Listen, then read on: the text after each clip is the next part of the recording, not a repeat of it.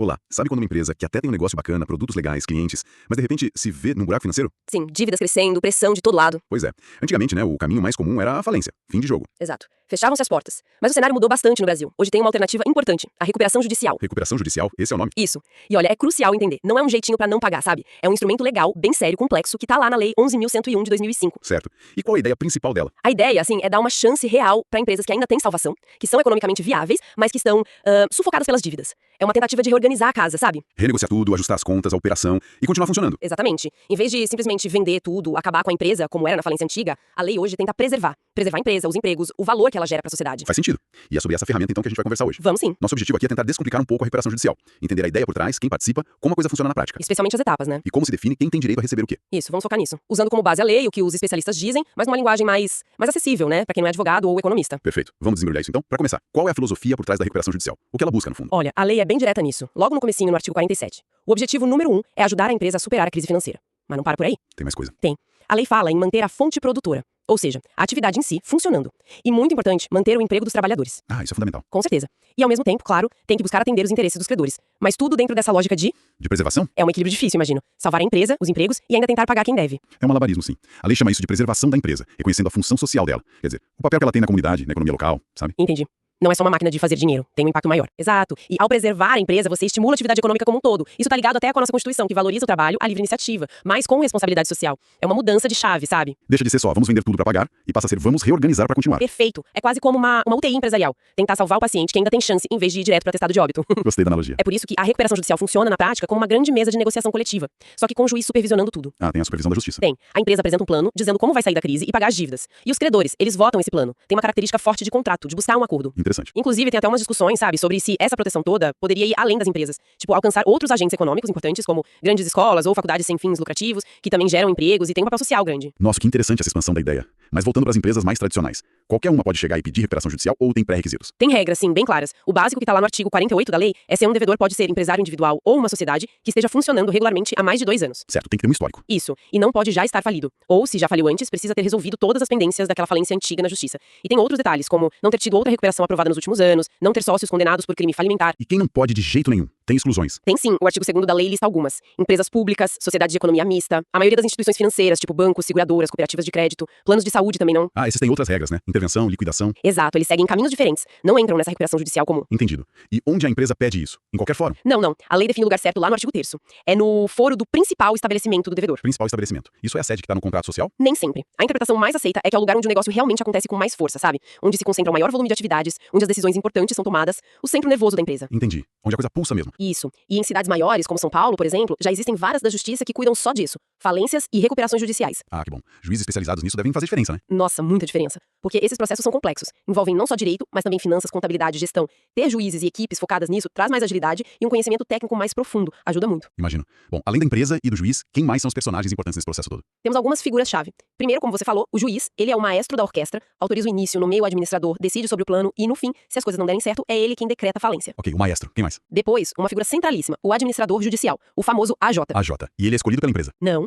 Ponto importantíssimo. Ele é nomeado pelo juiz. É uma pessoa de confiança do juízo. E outra coisa, ele não vira o dono da empresa, não assume a gestão do dia a dia. Ah, não, eu achava que ele passava a mandar na empresa. Não. Em regra, quem continua tocando o negócio são os gestores originais, os diretores, artigo 64. O AJ tem outro papel. E qual é o papel dele, então? Pensa nele como um fiscal, um auditor de confiança do juiz dentro da empresa. Ele acompanha tudo, vê se a empresa tá cumprindo as regras, se o plano tá andando. Ele também organiza a lista de credores, prepara relatórios pro juiz, faz a ponte entre a empresa, os credores e a justiça. Entendi. Ele é o elo de ligação e fiscalização. Exatamente. E geralmente é um profissional qualificado para isso, um advogado, um economista, contador, administrador, ou até uma empresa especializada nesse tipo de função. Certo. Temos o juiz, o AJ, quem mais? Outro ator fundamental é a Assembleia Geral de Credores, a AGC. Assembleia Geral de Credores. Sou importante. E é tipo a grande reunião de condomínio da recuperação. É lá que os credores se encontram para discutir o plano de recuperação proposto pela empresa. Eles podem até propor mudanças, se a empresa concordar, e, o mais importante, eles votam. É na AGC que o plano é aprovado ou rejeitado, então. Exatamente. Se algum credor importante discorda do plano, a convocação da AGC é praticamente certa. Ok. E tem mais alguém? Pode ter, sim, o Comitê de Credores. Esse é opcional. Comitê.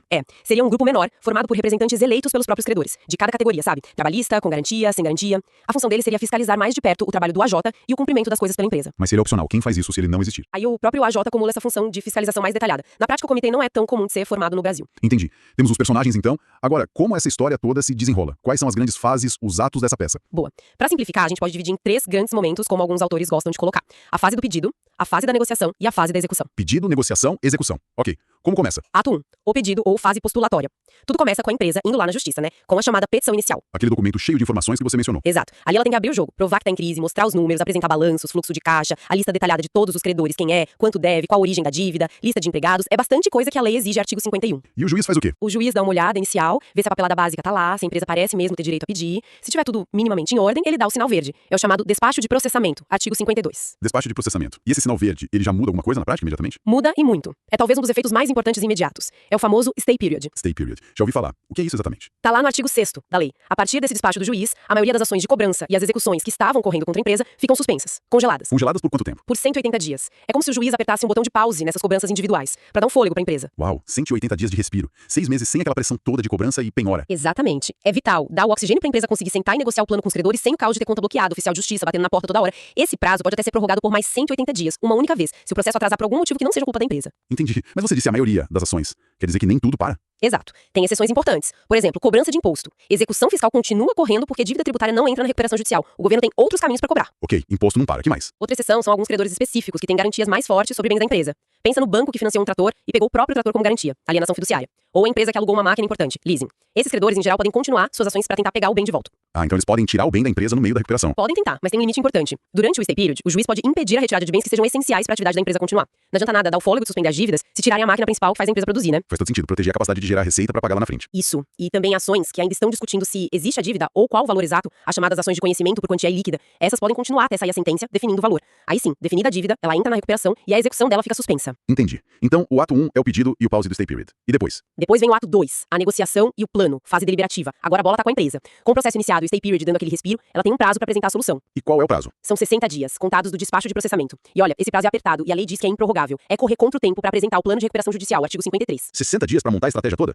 Parece pouco. É bem desafiador. Esse plano é o coração de tudo. É ali que a empresa tem que mostrar com detalhes como ela pretende sair da crise e como vai pagar os credores. E o que pode ter nesse plano? Que tipo de proposta a empresa pode fazer? A lei dá um cardápio de opções, artigo 50. Pode propor pagar em mais parcelas, mais tempo, alongamento. Pode propor um desconto na dívida, o chamado deságio. Pode propor vender partes da empresa, ativos que não são essenciais. Vender imóveis, máquinas. Isso. Ou até buscar novos sócios, fazer uma fusão com outra empresa, dividir a empresa cisão. Pode até propor transformar parte do que deve em ações ou cotas da própria empresa. O credor vira sócio. Nossa, várias possibilidades mesmo. Sim, o plano tem que ser criativo, mas principalmente viável. Tem que mostrar de onde vai sair o dinheiro para cumprir o que tá prometendo. E todos os credores são avisados oficialmente que o plano foi apresentado. Ok. E aí vem aquela parte que parece meio enrolada. Como é que se confirma quem são os credores e o valor certinho que cada um tem para receber? A verificação de créditos, né? Exatamente. É um passo crucial. E funciona mais ou menos assim. Lembra que a empresa já entregou uma primeira lista de credores? Lá no começo? Sim, na petição inicial. Então, quando sai a decisão que inicia o processo, o despacho de processamento é publicado um edital. Esse edital, além de avisar sobre o início da recuperação, chama os credores. Chama para fazer o quê? Para conferir se estão na lista da empresa, se o valor está certo, se a classificação do crédito trabalhista, com garantia, sem garantia, está correta. Quem não está na lista ou discorda de alguma informação tem 15 dias para se manifestar. Se manifestar para quem? Pro juiz. Não, nessa primeira fase, a manifestação vai direto pro administrador judicial, o AJ. Se o credor ficou fora da lista, ele pede a habilitação. Se ele tá na lista, mas discorda do valor ou da classificação, ele apresenta uma divergência. E o bom é que nessa fase não precisa nem de advogado. Ah, isso facilita pro credor menor, talvez. Sim. Aí o AJ pega todas essas reclamações, confere com os livros da empresa, com os documentos, e em 45 dias ele publica uma segunda relação de credores, já considerando as análises dele, art. 7º, segundo parágrafo. E se mesmo nessa segunda lista do AJ, alguém ainda discordar? Aí sim, a coisa fica mais formal. Quem ainda discorda, pode ser um credor, a própria empresa, um sócio, tem 10 dias para entrar com uma ação específica dentro do processo principal. Essa ação se chama impugnação, art. 8º. E para essa impugnação, aí sim, precisa de advogado. E quem decide a impugnação? O juiz, ele vai analisar os argumentos, as provas e vai dar a sentença, decidindo quem tem razão naquela disputa específica sobre o crédito. Depois que todas essas habilitações, divergências e impugnações são resolvidas, aí sim, temos a lista final oficial, o quadro geral de credores, o QGC. QGC. É esse quadro que vai dizer quem vota o plano e quanto cada um vai receber. Exatamente. Ele define quem são os credores sujeitos à recuperação, o valor exato do crédito de cada um e em qual classe ele se encaixa para votar na Assembleia. E tem aquela situação que a gente comentou antes. E se a dívida ainda estava sendo discutida na justiça antes da recuperação? Uma ação que não tinha acabado, como fica? Ótima pergunta. E isso dava muita confusão. Mas o Superior Tribunal de Justiça, o STJ, pacificou a questão num julgamento importante, tema repetitivo 1051. O que vale, segundo o STJ, é a data do fato gerador da dívida. Fato gerador, o que é isso? É o momento em que aconteceu o evento que originou a obrigação de pagar. Por exemplo, a data do acidente que gerou o dever de indenizar, a data da quebra do contrato, a data da prestação do serviço que não foi pago. Ah, entendi. O momento em que o problema nasceu. Isso. Mesmo que a sentença judicial que define o valor exato da indenização só saia depois que a empresa pediu a recuperação, se o acidente, o fato gerador, aconteceu antes, esse crédito entra na recuperação. Ele vai ser pago conforme o plano. Mesmo que o valor só seja conhecido depois. Mesmo assim, o crédito é considerado existente desde o fato gerador. O que a sentença faz depois é só declarar o valor certo, tornar líquido. E esse valor vai ser incluído lá no quadro geral de credores para ser pago nos termos do plano. Interessante essa regra. Simplifica, mas imagino que dê umas situações curiosas às vezes. Dá sim. Por exemplo, numa ação de indenização, a indenização em si, por ter fato gerador anterior, entra na recuperação. Mas os honorários do advogado da vítima, que só nascem com a sentença final, outro fato gerador, o da decisão judicial, às vezes podem ficar de fora e serem pagos integralmente, antes mesmo da própria vítima receber pelo plano. Mas o princípio geral é esse: fato gerador antes do pedido, crédito sujeito à recuperação. Ok, ficou claro. Então temos o plano na mesa, o quadro geral de credores definido. O que falta para essa recuperação decolar de vez? Falta o principal: a aprovação do plano pelos credores. Agora eles entram em cena para decidir o futuro da empresa. E como funciona essa aprovação? Os credores têm 30 dias, depois que são avisados sobre a apresentação do plano ou sobre a publicação da lista do AJ, o que acontecer por último, para apresentar objeções formais ao plano. Artigo 55. Objeção. Tipo, dizer, não gostei desse plano. Exato. Se qualquer credor apresentar uma objeção dizendo por que não concorda com o plano, o juiz é obrigado a convocar a Assembleia Geral de Credores, a AGC, artigo 56. Ah, então se ninguém reclamar, nem precisa de assembleia. Exato. Se não houver objeções, o juiz pode simplesmente homologar o plano, conceder a recuperação, mas na prática é muito comum ter objeções, então a AGC acaba acontecendo na maioria das vezes. E lá na AGC, como é a votação? A votação é feita por classes de credores. Lembra que o QGC separa os credores? Sim, trabalhistas, com garantia real. Isso, classe 1, trabalhistas. Classe 2, credores com garantia real, tipo uma hipoteca no imóvel. Classe 3, quirografários, que são a maioria, sem garantia específica. Fornecedores, bancos sem garantia real. E classe 4, microempresas e empresas de pequeno porte. E como o plano é aprovado, tem que ter unanimidade? Não precisa de unanimidade, o que seria quase impossível. A lei artigo 45 exige quórums específicos por classe. Basicamente, na maioria das classes, precisa de um duplo critério. Tem que ser aprovado pela maioria dos credores presentes na Assembleia naquela classe, maioria por cabeça, e ao mesmo tempo, esses que aprovaram têm que representar mais da metade do valor total dos créditos daquela classe presentes na votação. Entendi. Maioria de pessoas e maioria de dinheiro em cada classe. Exatamente. E os credores na AGC não ficam só no sim ou não. Eles podem negociar, propor alterações no plano. Ah, podem mexer no plano lá na hora. Podem propor. Claro que a empresa devedora precisa concordar com as alterações, mas a AGC é o grande momento da negociação final. Inclusive, se o plano da empresa for rejeitado, ou se ela nem apresentar um plano no prazo, os próprios credores podem, em algumas situações, apresentar um plano alternativo. Nossa, os credores propondo a solução. É uma possibilidade prevista em lei, embora não seja tão comum na prática. Tem também uma forma de aprovar o plano sem assembleia, que é coletando assinaturas suficientes dos credores, o chamado termo de adesão, artigo 56A.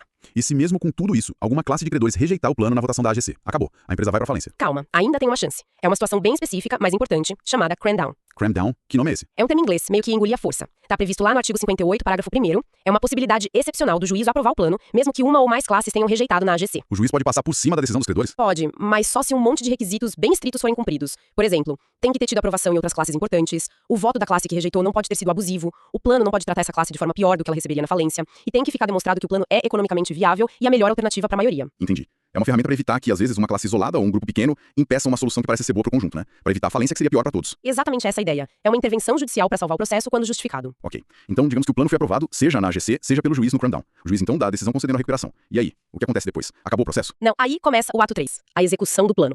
Com a decisão do juiz concedendo a recuperação, aquele plano aprovado vira tipo uma nova lei entre a empresa e os credores sujeitos a ele.